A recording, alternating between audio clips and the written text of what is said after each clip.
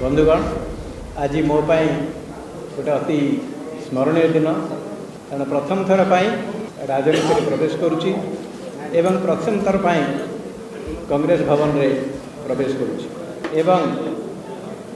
आपण मानक यही प्रतिश्रुति दौची जे आपण मानक भली मु मध्य जड़े निष्ठापर कर्मी भाव में कार्य करें।